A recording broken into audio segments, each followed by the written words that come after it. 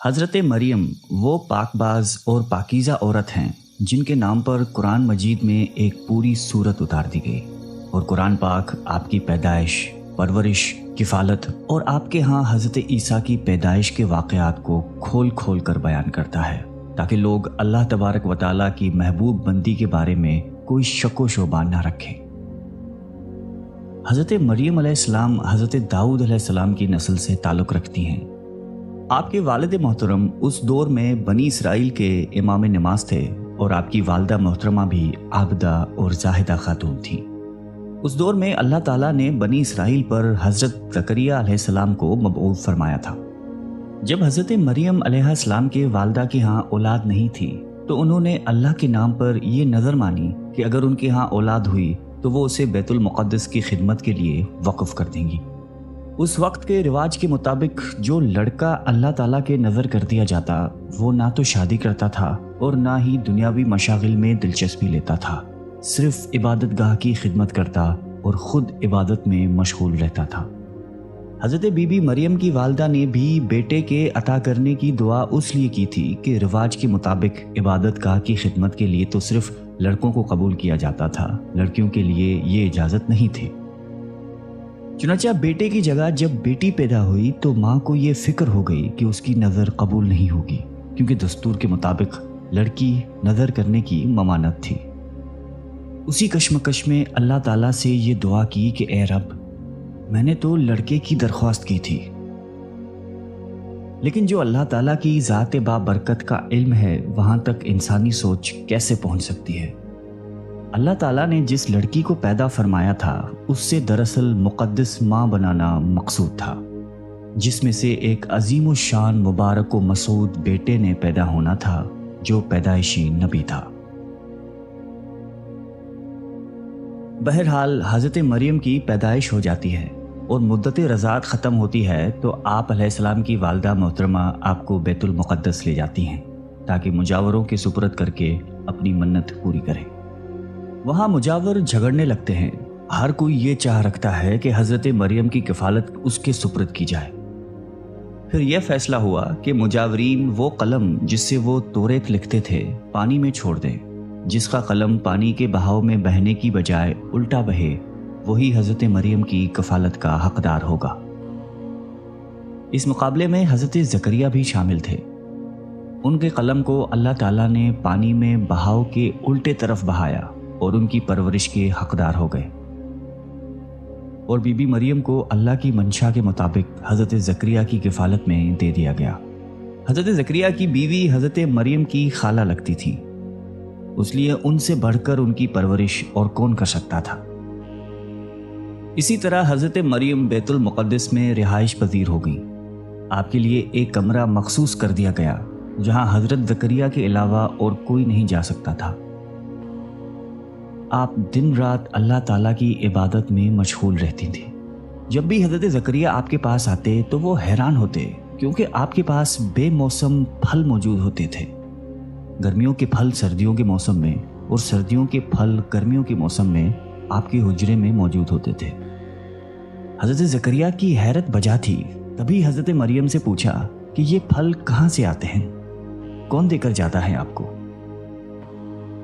حضرت مریم پرسکون ہو کر فرماتی ہیں کہ اللہ کے پاس سے۔ تبھی حضرت زکریا نے اللہ تبارک و تعالیٰ سے وارث کے لیے دعا فرمائی۔ آپ کی بیوی کے بانجھ ہونے کے باوجود معجزۂ خداوندی سے آپ کے یہاں حضرت یحییٰ کی ولادت ہوئی۔ حضرت مریم کی عظمت اور فضیلت کو رب کریم نے بار بار قرآن مجید میں فرمایا ہے اور اپنی مومنہ بندی کی پاکیزگی اور پاک دامنی کا اعلان کیا ہے۔ حضرت بی بی مریم کی عمر جب تقریباً 15 سال ہوئی تو ایک فرشتہ خوبصورت نوجوان مرد کی شکل میں نمودار ہوا، جسے علیحدگی میں دیکھ کر حضرت مریم خوفزدہ ہوئیں اور وہ اپنی عصمت کی حفاظت کے لیے فکر مند ہو گئیں۔ گو کہ فرشتے کے چہرے پر تقویٰ کے آثار نمایاں تھے، تاہم بی بی نے اپنی عصمت کی حفاظت کے لیے خود کو اللہ کی پناہ میں دے دیا۔ یہ ایک عفت اور پاک بازی کا ایک طرح کا امتحان تھا جو اللہ کے خاص بندوں پر اکثر ہوتا ہے۔ آپ نے اس شخص سے کہا کہ وہ وہاں سے چلا جائے۔ ان کی پریشانی دیکھ کر نوجوان نے کہا کہ گھبرانے کی ضرورت نہیں، میں انسان نہیں ہوں، اللہ تعالیٰ کی طرف سے بھیجا ہوا ایک فرشتہ ہوں۔ آنے کی وجہ بتاتے ہوئے فرشتے نے کہا کہ آپ کو ایک پاکیزہ اور مبارک و مسعود بچے کی ولادت کی خوشخبری دینے آیا ہوں۔ حضرت مریم کو انتہائی تعجب ہوا۔ وہ بولی کہ یہ کیسے ممکن ہے، کیونکہ وہ شادی شدہ نہیں تھی۔ فرشتے نے کہا کہ اس سے پہلے اللہ تعالیٰ حضرت آدم علیہ السلام کو ماں اور باپ دونوں کے بغیر پیدا فرما چکا ہے، اور حضرت حوا علیہ السلام کو صرف مرد کے وجود سے پیدا فرمایا گیا۔ حضرت مریم جب حاملہ ہوئیں تو ایک دور جگہ چلی گئیں۔ اس بارے میں ایک قصہ کئی بزرگوں نے ذکر کیا ہے کہ جب آپ کا حمل ظاہر ہوا تو سب سے پہلے بنی اسرائیل کے عابد اور زاہد شخص وہب بن منبع، جو آپ کے خالہ داد بھائی تھے، انتہائی تعجب میں پوچھا کہ اے مریم، کیا بیج کے بغیر کھیتی اگ سکتی ہے؟ فرمایا جی ہاں، بتاؤ کس نے پہلی مرتبہ کھیتی کو پیدا کیا؟ پھر پوچھا کہ کیا بغیر مرد کے اولاد ہو سکتی ہے؟ فرمایا کہ جی ہاں، اللہ تعالیٰ نے حضرت آدم کو بغیر ماں باپ کے پیدا فرمایا۔ پھر کہا کہ اچھا اپنی خبر دو۔ حضرت مریم نے فرمایا کہ اللہ تعالیٰ نے مجھے خوشخبری دی ہے اپنی طرف سے ایک نشانی، جس کا نام مسیح عیسیٰ بن مریم ہوگا، دنیا اور آخرت میں صاحب مرتبہ ہوگا اور لوگوں سے بچپن اور بڑھاپے میں کلام کرے گا۔ محمد بن اسحاق فرماتے ہیں کہ جب حضرت مریم کے حاملہ ہونے کی خبر بنی اسرائیل میں عام ہو گئی تو بہت سے افراد نے حضرت زکریا کے گھر آنا جانا بند کر دیا اور آپ پر الزامات اور بہتان لگانے لگے۔ حضرت مریم نے لوگوں سے علیحدگی اختیار کر لی اور دور تنہائی میں چلی گئی۔ جب حمل کا درد شروع ہوا تو آپ نے ایک درخت کا سہارا لیا اور ان کے نیچے بیٹھ گئی۔ درد سے بے چین اور بدنامی کا خیال، آخر گھبرا کر کہنے لگی کہ کاش میں پہلے ہی مر گئی ہوتی اور بھولی بسری ہو گئی ہوتی۔ بے سر و سامانی کی اس مشکل وقت میں اللہ تعالیٰ نے حضرت مریم کے قدموں کے قریب ایک نہر جاری کر دی اور ندا آئی کہ پانی پیو اور کھجور کھاؤ تاکہ جسم کو قوت پہنچے اور پھر اپنی اولاد کو دیکھ کر آنکھوں کو ٹھنڈک پہنچاؤ۔ اسلام آنے سے پہلے بولنے کا روزہ رکھنا عبادت میں داخل ہوتا تھا، یعنی صبح سے رات تک کسی سے بات نہ کرتے۔ بعد میں یہ حکم منسوخ ہو گیا، لہٰذا حضرت مریم کی پریشانی دور کرنے کے لیے کہا گیا تھا کہ تم سے کوئی شخص اس بچے کے بارے میں پوچھے تو اشارے سے کہہ دینا کہ میں نے چپ کا روزہ رکھا ہے۔ جب حضرت مریم کو کچھ تسلی ہوئی اور حضرت عیسیٰ علیہ السلام پیدا ہوئے، پھر آپ اپنے بیٹے کو قوم کے پاس لے آئیں۔ قوم کے لوگ آپ کے گود میں بچہ دیکھ کر غضبناک ہو گئے اور آپ کی عبادت گزار اور پاکیزہ خاندان کا حوالہ دیتے ہوئے آپ سے بدگمان ہوئے اور الزام لگانا شروع کر دیا۔ جب حالات بہت تنگ ہو گئے اور سوچ سمجھ کے دروازے بھی بند ہو گئے، صرف توکل کا مدار اللہ کی ذات ہی رہ گئی، تب حضرت مریم نے بچے کی طرف اشارہ کرتے ہوئے کہا کہ اس بچے سے بات کر لو، تمہارے سارے سوال کے جواب یہ بچہ دے گا۔ سرکش لوگوں نے کہا کہ بھلا یہ دودھ پیتا بچہ ہمارے سوالوں کے جواب کیسے دے گا؟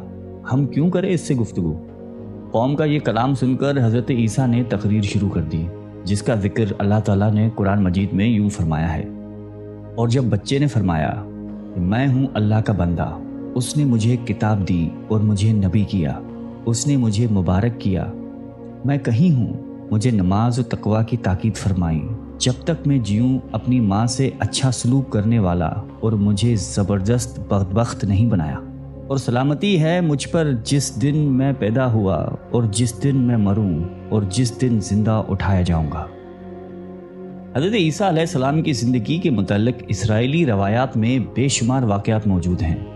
ان میں سے ایک انجیل میں ہے جو حضرت وہب بن منبع سے مقتول ہے۔